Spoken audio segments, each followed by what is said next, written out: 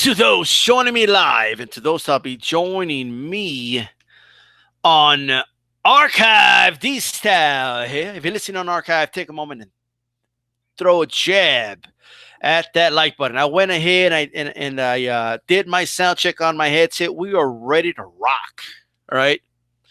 Do not forget, if you like the content, hit subscribe and remember to hit that bell button like a nice speed bag. All right. Click on it on your mobile device. It will give you a pop-up and it'll give you the option to hit the one with a little shakiness on the top. Hit that. That way you're notified every time DStyle comes on live. We are live every day, Mondays. Well, not every day. Okay, chill. Mondays through Thursdays, 10 p.m. Eastern time is a time. And we're looking at most Fridays, but I couldn't have Fridays off as well. Again, 10 p.m. Eastern time. There's still other videos I can do live as well. All right. And of course, I have another boxing stories coming on Sunday. So you guys make sure you stay tuned for that. I got some other boxing stories series to continue. For those listening in, remember, I'm trying to get to that 20,000 mile mark, okay, on that Julio Cesar Chavez reacts, right, to the victory, right, of Andy Ruiz. Make sure you check that out. It's like a 19,700 and something. Let's get it to 20,000. Right? You haven't watched it, you know, it's on my channel. Check it out. All right. And share it. Share it on your social media.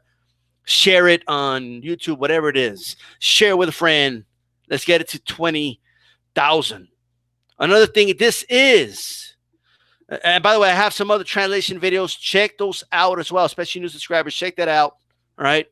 Got one of the president of Mexico praising Andy Ruiz when they met. And then, of course, one of Tyson Fury being interviewed in Spanish. We got more to talk about regarding Tyson Fury. A lot more to talk about there. And finally, it is Shane Mosley Appreciation Week. Sugar Shane Appreciation Week. Got 2 polls up. You can check out the polls. All right, go to DStyle's page. Okay, my YouTube channel, you could easily find it. www.youtube.com/DStyleBoxing. Or just click on the name under the video. All right, go to the community tab. Scroll down. The polls are there. Got 2 polls in case you haven't voted yet. Shane Mosley's, you know, what do you think? What was the most, you know, best weight class for you, right? You know, we got 3 weight classes there: 135, 147, 154. Right. And then, of course, Shane Mosley's best win at lightweight, or best performance, to be more specific, at lightweight. You know, you could vote on that as well. Now that we got that out of the way, thank you very much for those joining me live again. And if you're listening live, throw a jab. Throw a jab at that like button. Thank you very much for those that are tuned in through that jab. AJ10 in the house. Okay. Telling everybody he hopes everybody had a good Monday. The Perfection says, answer to question. No, he does not. And that's the title of the video on the 17th of June. Does Tyson Fury really want to rematch Deontay Wilder? Well, I'll talk about the Warrington gift. In my opinion, a gift. A little more competitive, I think, than some people think, but still. All right. And, of course, we'll end it with Mosley at lightweight. All week we'll be talking Sugar Shane Mosley to close out every show. I want to give a shout-out to Haplotype. Haplotype will be joining me on Mondays moving forward as a co-host. He couldn't make it today. He had some unforeseen circumstances, very understandable circumstances. I wanted him on for a specific reason, especially today. But we can always get back to that when I have him back. I hope I'm going to see if I can get him back somewhere this week for sure. All right. And that is that. He wants it, but not now, says AJ10. Well, we're going to talk about that. Kind of, sort of, not really, says Clit City. A lot of sort of, kind of, not really. First of all, I did call a fight on Saturday. I do call some fights. That's why you want to hit that notification button. You know, DStyle actually calls the fights. If you're not home, you can't listen in, whatever the case is, you can always check it out. Schwarz was out of sorts when he got knocked down and Fury just put an end to it. Okay, put that dog out of his misery. Tyson Fury beat the hell out of Tom Schwarz. He beat the piss out of Tom Schwarz. Beat the shit out of him. Right? And then when he went southpaw, Schwarz didn't know what to do. He was out of sorts, for sure. Tom Schwarz needs to go back to Germany, probably get 1 or 2 wins back on his column. You get his confidence back up, because I think he realized that night Schwarz found out, I'm never going to reach this level. And that's okay. It's okay to be a regional fighter, and give some great fights regional wise. And maybe one day he can be a gatekeeper for up and comers. Maybe. But I didn't see anything out of Tom Schwarz. I don't know what the hell a lot of you guys were saying. Right? Oh no, DStyle. It's gonna be upset of the year, DStyle. I don't know what the hell you guys were watching. When you watch those, sure, maybe. I still saw a lot of flaws, but it is the halo effect, ladies and gentlemen. That's why I want to, haplotype on here. But yes, of course, and we're gonna keep talking about the halo effect all the way to this comparison to Muhammad Ali crap I keep hearing. You guys got to stop this nonsense. All right. Yes, Tom Schwarz looked good against a certain level of opposition. Yeah, it looks like he looked good against a certain level of opposition. Even then, I was able to kind of see a lot of flaws in him. But Tom Schwarz, keeps his guard up, but you got to do more than that. It's not just about keeping your hands up. If all you're doing is keeping your hands up, and you're not bringing any firepower back, if you're not making your opponent think, if he's not respecting what you're doing, any fighter in the top 25 is going to pierce, it's going to thread that needle around that guard. I don't care how good your guard looks. It looks like he was well schooled on how to keep his hands up, right? But it doesn't end there. It's not like you just have your hand up and you're good. No. All right? And Tyson Fury, you saw, man, that he was piercing through that jab, right through that guard. It would cause like a shockwave, man. It opens up your guard. And in that split second, any elite fighter is going to get a right hand in. And that's exactly what he was doing. Or left hand in this case. He went southpaw. He was confused. It's like he didn't know what to do once he went southpaw. And he didn't know what to do. He was out of sorts. Schwarz was out of sorts. Okay. And that's all I got to say about that. Fury, as I said, had to make a statement. He had to come out and he had to do what he did. Going decision was not acceptable. Going decision would have been a travesty. So he went out and he did what he was supposed to do. And no, I'm not Monday morning quarterback. That's what I said. DStyle doesn't Monday morning quarterback anything, even if it's a Monday night. It doesn't matter. I don't do it in the mornings. I don't do it at night. I never do that. But that's that as far as that goes. Nothing really that we got to talk about that. Let's not get out of hand with this win. DJ Mexicano de Tejas in the house. What's up, DStyle? What's going on? Nelson Santos says, salute to you. I thought you were going to be live Thursdays at 10 p.m., not Mondays. I'm going to be on from Mondays through Thursdays. Monday through Thursday. So even better, you get DStyle 4 days out of the week and sometimes on Fridays. Although Fridays, the time can vary. All right. But I'll still try to do it at 10 p.m. I'm trying to get a specific time for you guys. All right. Back to this. Yes, AJ10. Definitely. All right. Moral story perfection says, no, he doesn't. We're going to get to that. I know that's a title. I know that's what you guys want to hear, but we're going to get there. Tyson Fury fans, stop getting out of hand. Okay. I mean, you would think Tyson Fury is a second coming of Jesus with the way these guys are talking. Like, you would think Tyson Fury beat somebody remotely in the top 10. And I don't care. Just like I said, I don't want people to get it twisted. When I call a fight, I'm objective when I call a fight. I'm not there to be a fanboy. I'm just there to call the fight. Okay. I tell you what I see. Okay. And I project that and I talk about that. I might not be perfect, but that's what I'm attempting to do. To tell a story for people that aren't watching the fight. Right.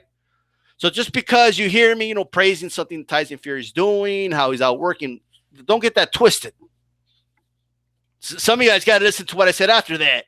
And before that,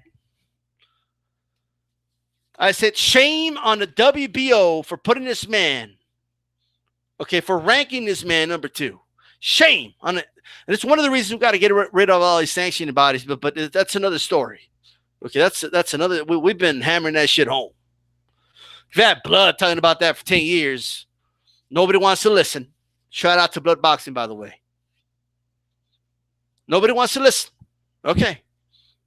Shame on the WBO. First of all, what these sanctioning bodies need to have like someone who oversees them, and they don't. Like it's amazing. This was unacceptable. Completely unacceptable. Thankfully, the ref stopped it. It was a good stoppage. But imagine if you had an incompetent ref there, this dude would have gotten hurt. And for what? And for what? Because you did this stupid ranking number 2. Like, you got to be shitting me. Based on what? All right, based on what? It was a sham. That was a joke. Yeah, sure. Tyson Fury looked good, but he was supposed to look good. Right? Oh, no, but D-Style, look, what he did was amazing. D-Style, he's a big man. We already know Tyson Fury moves well for a big guy, and he has good defense and head movement and good boxing skills. We already know that. We didn't need him to fight Schwarz to know that. But there is a thing called the halo effect, folks. Of course, he's going to look unbelievable when he fights someone who in reality is ranked in the 50s. Of course he's going to look better. He's supposed to look better. It's a halo effect. He's going to look faster. He's going to look more powerful. He's going to look, everything's going to look better. It's obviously a showcase fight. It's obviously a showcase fight. Obviously what it is.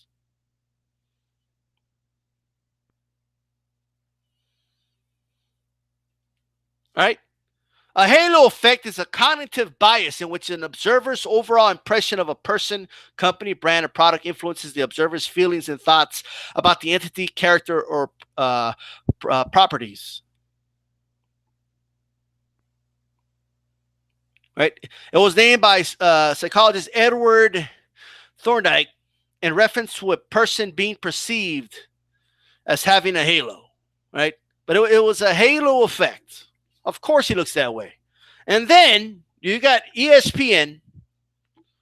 Terrible. ESPN.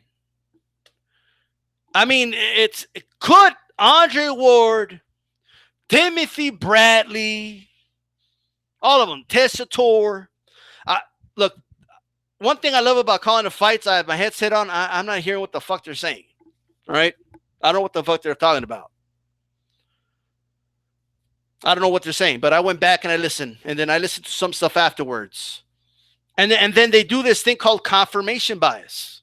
Look, I'm a fan of I'm a huge, everybody knows I'm big on Crawford. I think he's the best pound for pound fighter in the world, but they put him in there for confirmation bias. That's why Ward's there. That's why Timothy Bradley's there, to confirm for the audience that this is the best heavyweight in the world. And when Timothy Bradley said, okay, you know it was in the back of his head because he brought it up. No one told him to bring it up, but he said, this is what he said, for word. I know everybody's going to, he literally saying this Tyson Fury is, then he stops. I know everybody's going to say, oh, it's Thomas Schwarz, but he could do this to anybody. Stop it. Can you stop it? Of course, everyone's going to say, well, that was Thomas Schwarz. What do you mean? Like, that's what everybody's going to say. Of course, that's what we're going to say, because first of all, that's who it was. We know the truth. We know he's not a number 2 guy. We know that's all horse shit. So what are you talking about? He can do this to anybody. He doesn't do this to everybody. He didn't do that to Wilder. He didn't do that to several guys. He didn't just do that to anybody. What type of nonsense is this? Be objective and say, yes, all things considered, it was Thomas Schwarz. I think he looked great. But I think it's time to step up in competition. I mean, that's the obvious thing to say. Could they have been? They couldn't have been any worse. But I know this is quite a statement. This one takes the cake. I never seen so much propaganda. First of all, I wasn't even hearing what they were saying. Just with my eyes, I saw what they were doing, man. On his walkout, they had pictures of Ali and Tyson, and I kept seeing this whole lineal thing. Lineal. I'm like, what the fuck are these guys talking about? What are you talking about? What is this? The real champion. Oh, he's the real champ. Oh, he's the real champ. And could these guys have, could they not have swung off those Tyson Fury nuts any harder? Could they not have swung any harder off those nuts? These guys are swinging off those nuts and doing acrobatics in the fucking air, bro. I mean, those types of acrobatics belong in the circus of all circuses, because this was one hell of a fucking circus. Was I watching a boxing fight, a boxing event, or was this a fucking circus? Because goddamn, these guys are doing acrobatics. Like, shit, War, I know you were a good boxer. Damn, I didn't know you could do acrobatics like that. But Bradley took the cake, bro. That dude was doing flips. That dude was doing 450 splashes, swinging off those nuts of Tyson Fury. Could do acrobatics like that in the air. Vince McMahon signed AEW, signed Timothy Bradley, bro. He will do some amazing acrobatics in the air. All right, jumping off that top turnbuckle, it'll happen. Are you shitting me? Was it in the contract? I'm starting to believe that Tyson Fury agreeing to this deal was like, it's in the contract that they got to kiss his ass. The Tyson Fury Kiss My Ass Club. Line them up. He doesn't want to line up the contenders. He doesn't want to line me up the best fighters in the world. No, he wants you to line up to kiss his ass. And this shit's disgusting. What the hell is going on? Line up. Why don't you just line them all up? Everybody just line yourselves up. Tessitore, you go first. Mwah! Bradley, you're next. Mwah! Unbelievable. Oh, let's get some fighters in here for some confirmation bias. So let's make them, say it was a virtuoso performance and this, that, and the third. You could say both. You could say he looked good, and you could say he's supposed to look good against that level of opposition. You can say there's levels to this. You can say those things. Not one person, man. Unbelievable. I know it's Thomas Schwarz, but man, he looked amazing. He's clearly the best in the world after what I saw. Like, what? You get any fighter, bro. Any fighter in any division in the top 10, put him in there against a dude ranked 50th in the world. Okay. 9 out of 10 times, you're going to look unbelievable. The only exception would be if the guy's ranked 50th, but he's only had a couple of fights to not be ranked that high. That's it. Right? That's it. This was disgusting. I never seen. This is the worst announcing I've ever seen. This was Agenda 101, if I've ever seen it. And we're in an era where all they do is kiss ass. All right? No integrity in these fucking networks anymore. And these apps, they're enabling this bullshit. These type of fights, man, they wouldn't buy these fucking fights when these fights were in the networks, bro. It wouldn't fucking happen. They're not making fights happen. They're giving us these mismatches, and that's what this was. They keep enabling this shit. Someone's going to get seriously hurt because there's levels to this shit, and this isn't a game.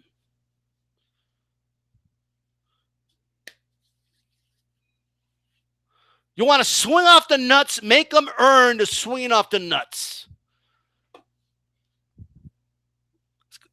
The real champion, says AG. That's what they were talking about. It was disgusting. Lineal, unbroken championship they were talking about. Unbelievable. Yeah, they were hyping up the fight. It was disgusting. The Perfection says he's not buying that brand of boxing. And then he starts singing in the end. I don't want to hear that crap. Although apparently we're watching concerts now. The circus shows now. Estos boxeo. This is boxing. What the hell's going on? Lineal. Oh, Lineal. Let me tell you something. Look, I understand that Tyson Fury was considered the man when he beat Tyson Fury. I've said that before, and I'll say it again. But then he left. Okay? It ends there. Right? Oh, but DStyle, he had depression. I don't give a shit what it was. Being world champion was too much for him, and he left. Good or not, I'm glad he's back and all that, but it's time. You're not going to fight the best. Why the fuck are you here?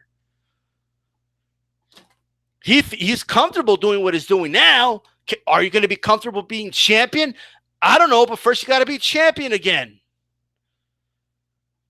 You don't get to leave the sport for 2 years and then come back and I'm the champ. No, that's not the way it works. And this is, by the way, this is not me just saying this now. I was saying that when he came back. You know the great thing about Archive? I can go back and prove it. But the thing is, Tyson Fury, okay, he's just another contender right now. That is it, all right? No, but DStyle in boxing history, man, like it doesn't matter, right? The racist people saying that Jack Johnson wasn't really the champion. It was Jeffries, right?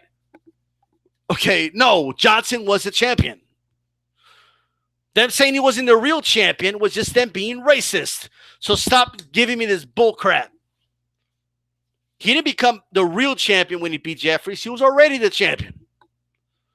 He defended the title. Capiche? Oh, no, but a lot of people said that. You know, Ali, like, it doesn't matter, bro. You could bring up all the examples you want. It was all horse shit. The champion was the champion, and that's it. Right now, we got two champions. Andrew Ruiz is a champion, and Wilder's a champion. That's it. There's no other champion right now. There's no other champion. Tyson Fury is the former champion. But don't come around and talk about the unbroken chain. Lineal gets broken all the fucking time. Who the fuck are you guys kidding? You got to be shitting me, okay?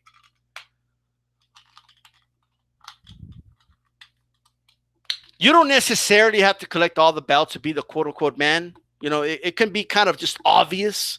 Like it was obvious with Lennox Lewis. And yes, it was obvious with Vladimir Klitschko, right? But that's then. This is now. You know, you're no longer the man. That's it. I'm done with this bullshit. I'm done with it. Now, since Santos says Fury currently has 0 titles, never defended his titles, when did he have them? And only fought one opponent since 2005, which ended in a draw, yet somehow he's ranked number 1. One real opponent, that's for sure. Enough of the nonsense. Enough of this nonsense. And shame on HBO for this is nonsense, bro. I never seen something like this. This is the most pathetic shit I've ever seen. Pathetic, right? Pathetic. I'm done with that. Now, I need a lot of people out there to hear me out. Dark Truth in the house. What's going on? Cristiano says, Batista, you don't understand. Tyson Fury was about to end his life, but through the grace of God, managed to get off the canvas and draw with the WBC champion, Deontay Wilder. Okay. I got you. Good for him, but he's not a champion right now. Everybody needs to stop the nonsense. Okay? Just stop the nonsense. Look, boxing fans, especially people that have been watching this shit our whole lives, right?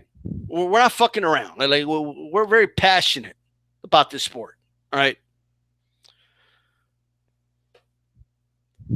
The Ali comparisons, they need to stop. Right? Enough of this. This is, again, I keep saying this word, but this is nonsense.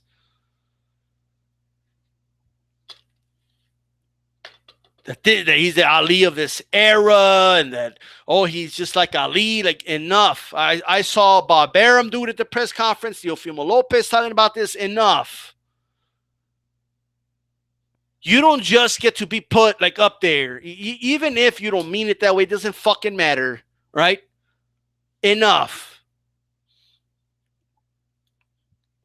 Joe, I said it when I did a Joe Rogan reaction, right? And I saw him talking about how he says something like, well, I think Ngannou has a shot against Wilder, because it's not like Wilder has Ali type defense or Ali style, of boxing skill. We don't have to go that high, bruh. Like we don't have to go all the way to Ali. Okay, to beat an MMA fighter trying boxing, right? We just don't. Stop the nonsense.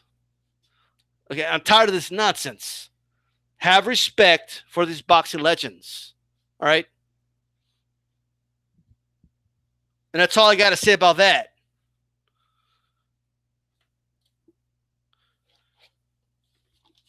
People talk about how baseball fans are passionate. Boxing fans, we're passionate. Right? We respect these warriors in the ring, what they give and what they sacrifice. Okay, enough of the nonsense. I didn't like it when Floyd, dumbed down the entire career of Ali. Right? Well, I mean, all he did was lay on the ropes and take punishment. Or he lost to a guy with seven wins or whatever the hell he was saying. Done. Okay, like I didn't want to hear it then. I don't want to hear it now. If you don't know what the fuck you're talking about, don't even open your mouth. You want to compare? Just say that you thought he looked good, but he beat Schwarz. Calm the fuck down. Okay, stop the nonsense. Stop overreacting. Okay, stop the whataboutism. No, but these style. What about the Deontay Wilder fans? Oh, but these style. Stop it. All right, stop it. Just stop. You got to bring whataboutisms. I already know. Okay, you don't got an argument. I already know.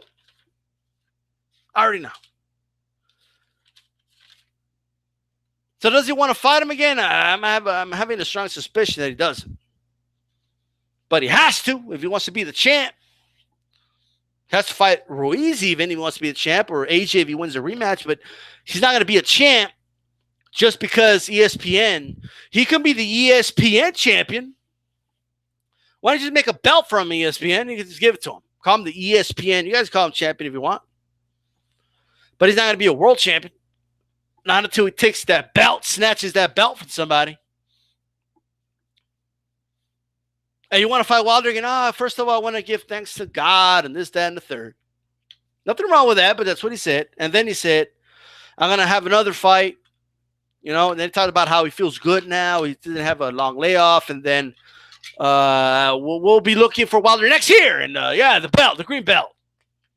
Now, I know a lot of people will hear what he said and be like, oh, but DStyle, he did say, okay, that he wants to fight. What else do you want? He said he wants to fight him. He said it, DStyle. Just like whenever a fighter's at, you guys need to know how to translate fighter talk and post-fight press conferences and interviews, right?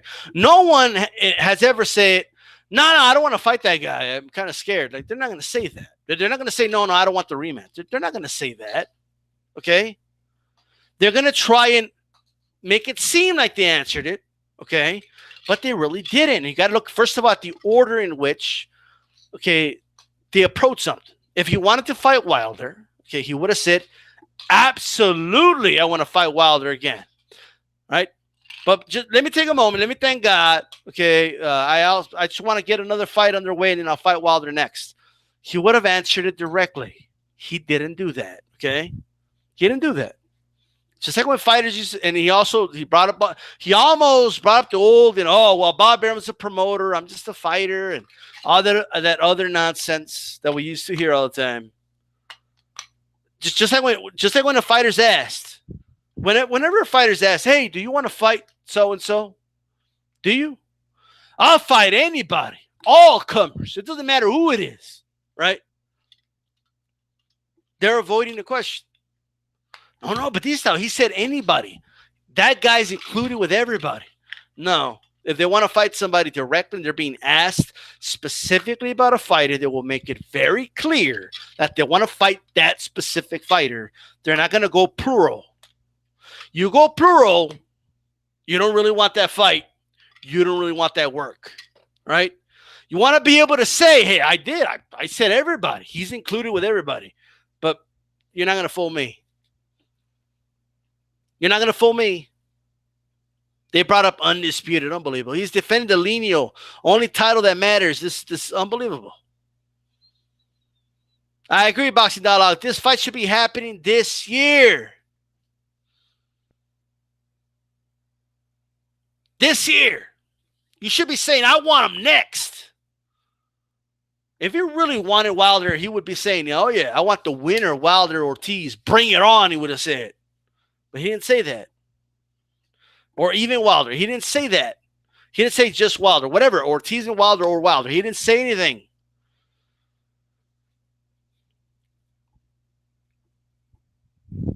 Gotta call a spade, ladies and gentlemen. I want to talk about this other fight. Just saw it earlier today. All right? Just saw it earlier today. By the way, take a moment. Throw a jab. Throw a jab at that like button. Go ahead and do that. All right. The IBF Featherweight Championship. Kid Galahad versus the champion Josh Warrington.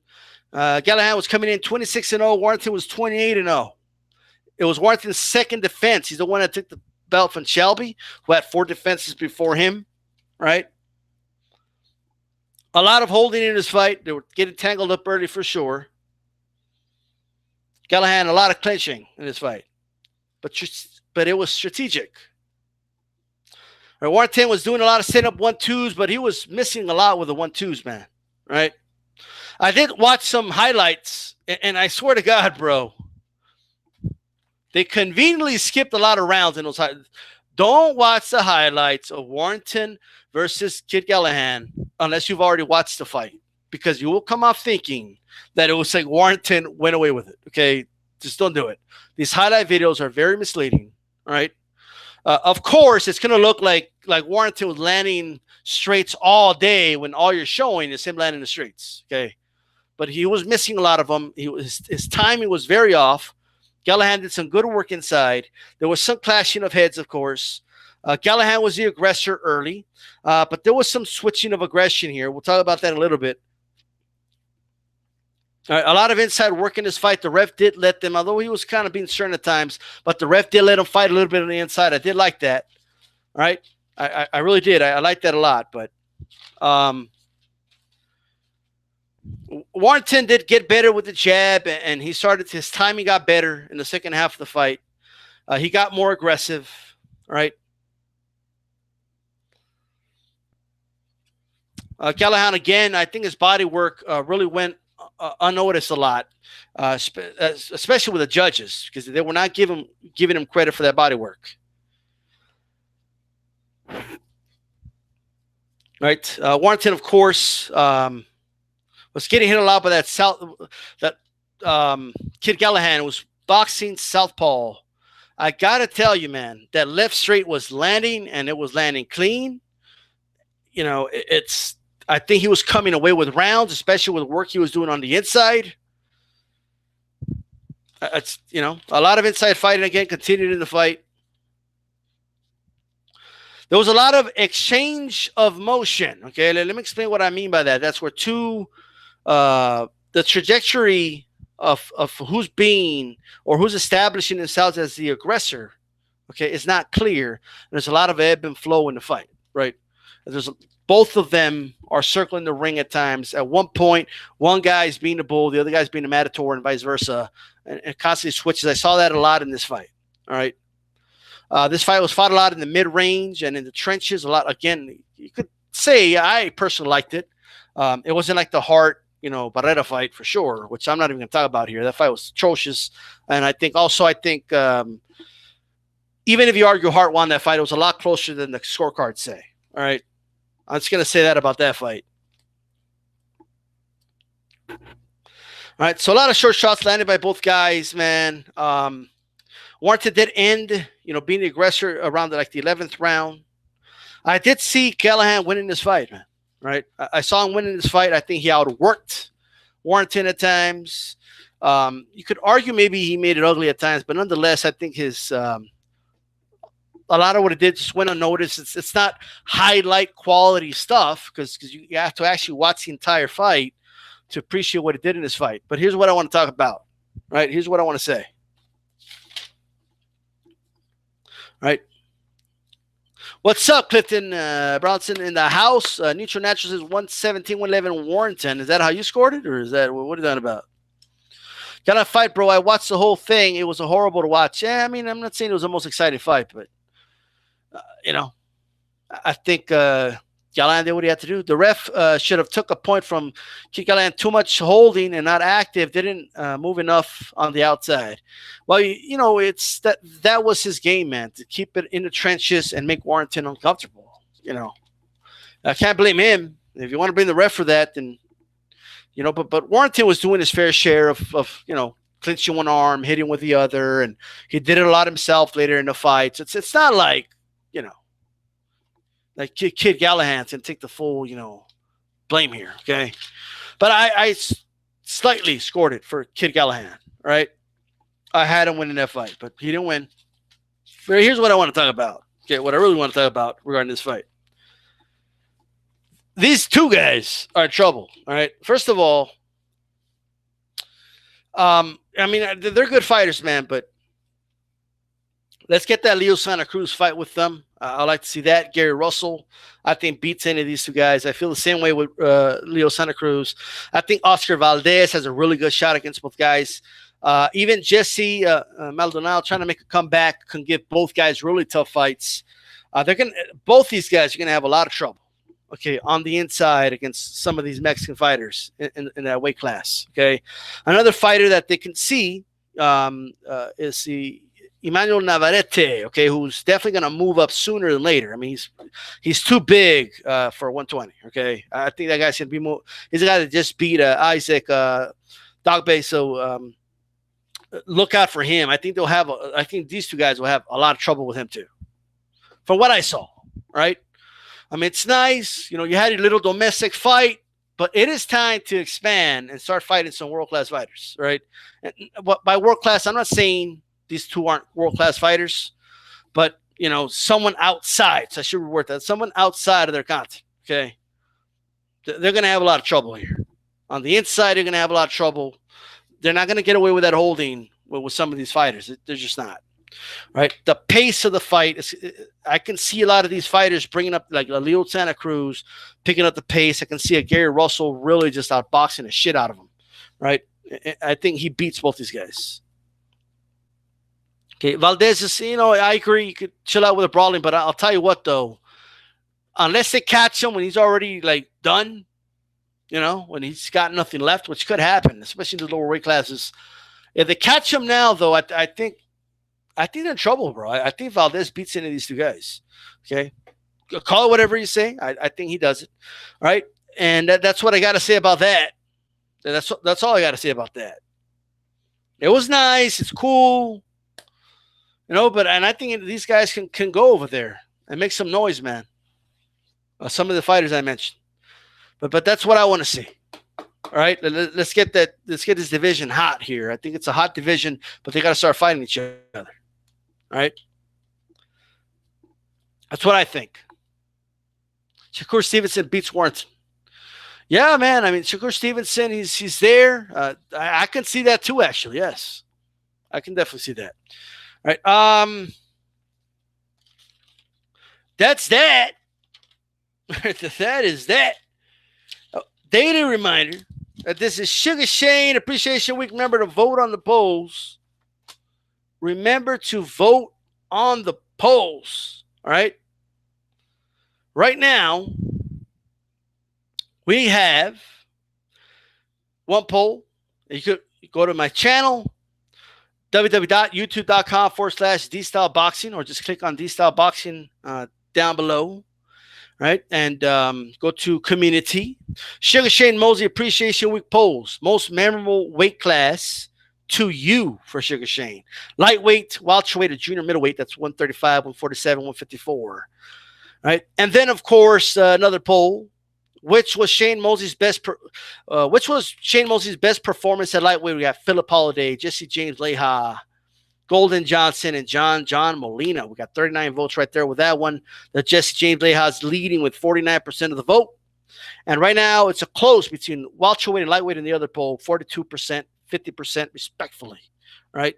So you guys check that out. Remember, it's most memorable. I'm not asking you which is his best weight class. It's which one was most memorable to you. Right? So just keep that in mind. And that could mean whatever you want it to mean. I'm also going to work on a video, man. I'm obviously going to do some research and get more information. But first of all, if you haven't checked it out, Boxing Stories. If you haven't check it out. I tell stories about my grandfather, grandpa, my first fatherless Father's Day, Boxing Stories, Volume 1. I'm going to be relaunching that series. On Sunday, I'll be doing another one again. So stay tuned for that. And also remember, 10 p.m. Eastern Time, Mondays to Thursdays, I'm sorry. DStyleBoxing comes on live, sometimes on Fridays, and other stuff. Hit that bell button. But I'm going to be doing a video, man. It's not going to be live. I'm just going to do like a video and load it. But Hogan Kid Bessie versus Ricardo Pájaro Moreno. And I'm only doing this because this was a featherweight championship, okay, for the world's featherweight title. This was in Wrigley Field, Los Angeles, right? Don't get it confused with Chicago, right? And it's the story that my grandfather told me several times, man. Funniest story of all time. You can check out that story on Boxing Stories, right? So check that out. My grandpa lost his whole check betting because he fell for the hype. And I was actually looking at some stuff, man, for Pájaro Moreno, and he actually was hyped up, man. It wasn't just what he saw as far as he saw the sparring and everything, and he was like, "Damn, this dude's a beast." But Pájaro Moreno was on fire at that point, and he was a big puncher for that weight class. So check that out. I'm going to put that out, okay? And I'll do more historic stuff here and there. I'm not saying this is a historic channel, but we'll get there, right? For Appreciation Weeks, I'll have again, look out for Wednesday. We're going to have the qualifier poll and the poll to announce for the next Appreciation Week. Be on the lookout for that, right? And yes, we are at, Bernard Hopkins is definitely going to be in the qualifier poll next week, man. I definitely want to do an Executioner Week for sure, without a shadow of a doubt. We're starting with recently retired fighters, by the way. And as time progresses, we're going to start opening the decades. Okay, the early guys who retired in the early 2000s, mid 2000s, early 2000s, late 90s, mid 90s, early 90s, and we'll go from there. So we're going to start opening the floodgates for that for sure. So just stay posted, okay? And we will get there for sure. That's not what that means, but. That's not what it means at all. What are you talking about? But anyway, Boxing Dialogue. Shane was 38-0 with 35 KOs at one point. This is crazy. Yeah, he was. Shane was a beast, man, and that's why stuff like this is important, especially for a lot of guys. Right? Started watching boxing the first time they saw Shane Mosley was when he lost with Mayweather, and they were like, that's Mosley, and then that's it, right? And then they saw him lose to Pacquiao, and a lot of them never saw him again. So it's important, to talk about these guys, man. These guys give their bodies to the sport. We could do some back in return, and that's keeping their memory alive, talking about, educating people. And even if you're not being educated, but just, thinking back, remembering what these fighters did, which is even more important. All right? It's a brown bird, bro. That's all that means. It's a brown-skinned dude. All right? I got to look into as far as why that was a nickname, but nonetheless, all right? Check that out. No, that's not a pato. It's a bird, bro. What's going on over here? Anyway, let's go ahead and move on here. All right, Mosley versus Marquez at 135, says Afro Rican. Man, we're gonna definitely hit some fantasy boxing talk. If we have time today, we'll do it. I'm not sure we'll get there, but we have all week, man. I want to talk about these two fights. Right? At 135. So once on the same par with guys like Roy Jones Jr., who was that good. He was really good. Absolutely. But check it out. Right? Okay, check this out. Let me bring this page up here. All right. I wrote down some notes, okay? I don't know we'll have time for a lot of this stuff, but we'll see. We might go to overtime, right? We might go overtime, but okay. We'll see about that, okay? First of all, the fight that won the poll, we're going to talk about that one first to get that out of the way, man, with the Jesse James Leija victor, okay? Leija was coming off a big win over Zuma Nelson, avenging a KO loss, by the way. He had also been knocked out by De La Hoya a couple, years before that. So just keep that in mind. But he was only 32 years old, and in my opinion, he was a little bit on fire at that time. He was a little bit on a high, especially coming off that Zuma Nelson win. And Shane Mosley was 27 years old. There was about a 7-inch reach advantage by Mosley, and you can kind of tell, right? You kind of tell. Leija, he was good at 130, but he was moving up here. But again, keep in mind, veteran, crafty, right? This fight was at Foxwoods. Foxwoods has had a lot of great fights, but like the crowd always sucks there. I never understood why they had fights at Foxwoods, right? I went back to watch this fight, like, this crowd sucks. And I'm thinking about other fights that they did at Foxwoods. Terrible. I don't know why maybe Foxwoods was forking out the money and all that. I get that, but damn, the crowd sucked for that, man. Okay.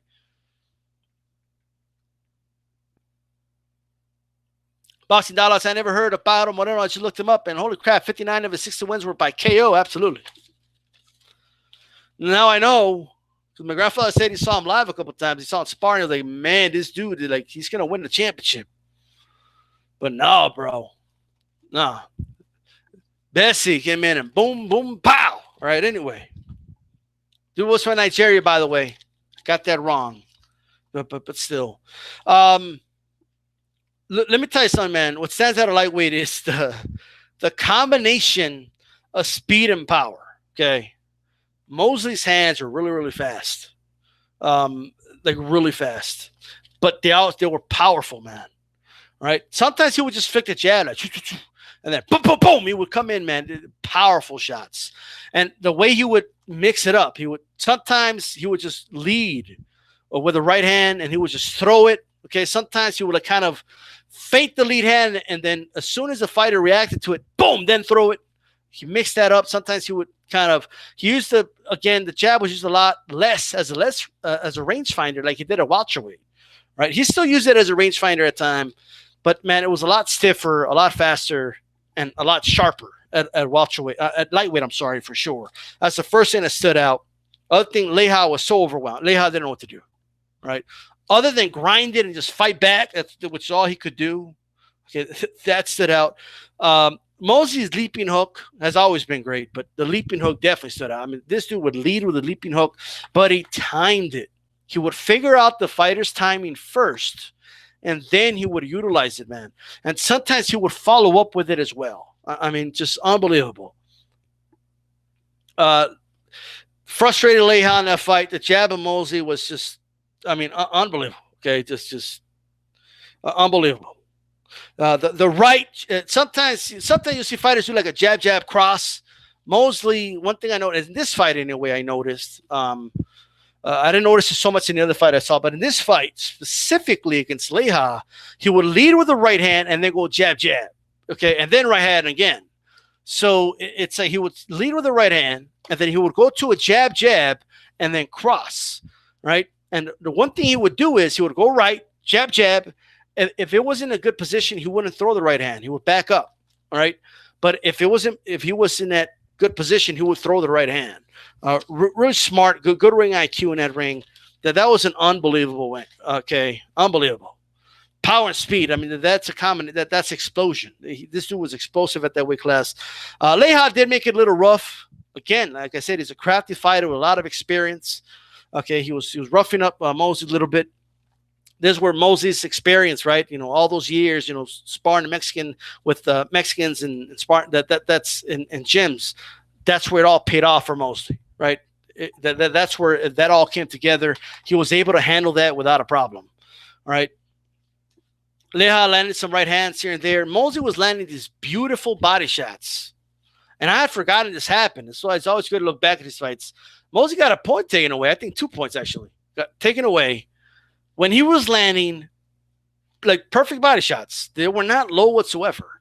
Okay, you could say at best at the belt line, not even below the belt line. The ref was, but it did not phase Mosley. He stuck to the game plan. He kept going to the body. Okay, started knocking down Leha. Leha, honestly, I mean, he took a knee in the end. He was getting battered, man. He was getting hit with right hands and hooks and leaping hooks, right? Mosley was battering him up. He took a knee, man, for a tough dude like Leha. That says a lot. He beat the will out of him in that fight. All right. The ref does stop the fight, but it did look like, to me, it looked like Leha did not want to continue. All right. That's what I saw. Right. And it stood out more this time than it did from what I remembered. I remembered Mosley stopped him. I remember the ref stopped it, but I didn't quite notice how he just beat the will out of this guy. As far as that goes, right? As far as that goes, that was it for Leha, man. All right. That was it for Leha. Leha went on to have some other fights. Okay. Leha went on and he fought the most recent fight I remember that he beat Francisco Bojado, who was a Olympic, like Mexican Olympian. Beat him. Bojado came in with a lot of hype, right? Didn't pan out. Leha exposed him. I mean, he was an old crafty veteran. Took this young kid and beat him, right? Leha, I believe, beat Mickey Ward, right? From what I remember. All right, but he did get beat down by Costa Sue, right? But that's as far as he goes. The other fight we want to talk about, right? What's up to boxing conversation with Reggie Owens? The perfectionist Shane threw his punch selections like a good pitcher who's just good changeup before the fastball. That's a great comment. Comment of the day. That's a really good way to put it. And absolutely. Now South says DStyle, the first fight I ever saw was the night Mosley lost to Vernon Forrest. I miss Mosley at his best. Mosley was still good at that point. Forrest was just a beast. But I mean that's that. Okay. That is that. Let's talk really quick here. Mosley, man, I want to talk about his fight with Philip Holiday, right? From South Africa. He was born in South Africa, but he's from Sydney, apparently, Australia, or lives there, whatever. But this was about the same. It was about a 6 or so inch advantage by Mosley. But what stuck out here, Philip Holiday is actually like, he was a pretty big lightweight, right? Pretty big lightweight, for sure. All right. That's the first thing that stuck out. He was a big lightweight. All right. This was Mosley's first title match. The first time he was scheduled to go 12. And they put him in there with a dude that was doing his 7th title defense of the IBF championship. You know, important. This was on Boxing After Dark, by the way. It was his first 12-round fight, as I mentioned. First time going the distance, 12 rounds. This fight went the distance. One one thing people will always take away from Mosley is, oh, but Mosley was too big for the weight class and this, that, and the third. Let me tell you guys something. Mosley did what everybody else does. He weighed in before the fight, and then he fought the day of the fight. In this fight, to me, it looks like Holiday was the bigger guy. Okay, Holiday was ballooning up in weight, right? So it's not like people make it sound like only Mosley was ballooning up in weight, and then the other guy stayed at 135. Okay, we got to put. Was Mosley in, a big lightweight? Yes. But was he doing something illegal or something these other guys weren't doing? Absolutely not. And in this fight, I do believe Philip Holiday, at least to me anyway, he looked like he was a bigger guy in terms of weight. Right? A fight that stuck out to me of Holiday that I did not know is that he did beat Ivan Robinson, okay, in one of his title defenses, one of the 7, right? Or one of the 6 anyway. Right. Mosley did a great job, man. You watched that fight, unless someone told you, unless you heard the announcers tell you that this was Mosley's first title match, and the other guy is the guy who's has had 8 world championship fights already. He's on his 8th one now, right? You wouldn't know. Like Mosley did such a great job neutralizing, at least early. He did such a great job neutralizing the inside game of Holiday in that fight. Mosley first. Holiday came out as the aggressor. It was really good fight on the inside, right? Good at roughhousing guys. And again, it goes back, a lot of these amateurs, they go pro. The best example I can give you is, one of the best amateurs ever, right? Freaking Lomachenko got roughhoused against Salido, and he didn't know what to do. He gave up a bunch of rounds. It ended up costing him the fight, right? Yeah, sure. Only a second fight. Keep in mind, he did have those World Series of boxing and all that. It was kind of a pro style. But I'm just kind of giving you an example here. Like Mosley knew what to do when Philip Holiday was trying to rough him up, right? Philip Holiday is, I'm going to rough up this young kid, right? But this is where, again, that's coming up, sparring those Mexicans in LA, kind of paid dividends for Mosley. He did such a great job. And, out-muscling this guy on the inside. By the end of like 3rd, 4th round, Mosley was the aggressor. Okay. He started making Holiday back up, which is a little bit out of character. Okay. So there you go. Boxing Dollar says he knocked off Jeff Finnich. Yeah. I saw that too. Mosley preferred when guys came to him and tried to outmuscle him. It played to Mosley's strengths. In this fight, you could see that. Although I did notice one thing in this fight. Okay. One, for a while, look at Mosley was dominating every aspect of the 10-point muscle. Okay. He was landing the cleaner shots. He was being effectively aggressive. He had the best defense, right? And he was definitely the ring general, right? But credit to Philip Holiday, he was not giving up that title easily. In the second half, he still showed he was game. His will had not yet been beat out of him. He kept fighting. Okay, one thing that stood out in this fight to me is that Holiday was a true fighter, man. This dude, even though he's getting his ass beat, he kept coming. And I did notice around the 8th round or so, or I'll say the 6th or 7th, once Mosley realized, I'm just going to dispatch this guy and get him out of there quick. Once he realized that, right, it looks like he got his foot off the pedal. And Holiday actually had some success. He was making the fight ugly, right? Again, he was starting to be more of an aggressor. He started to land some overhand rights. Some hooks were getting in there. And it looked to me anyway, it took Mosley about, I don't know if he was tired. I don't know if it was in the back of his head. Like, I got to go 12 rounds. He never gone 12 rounds before, right?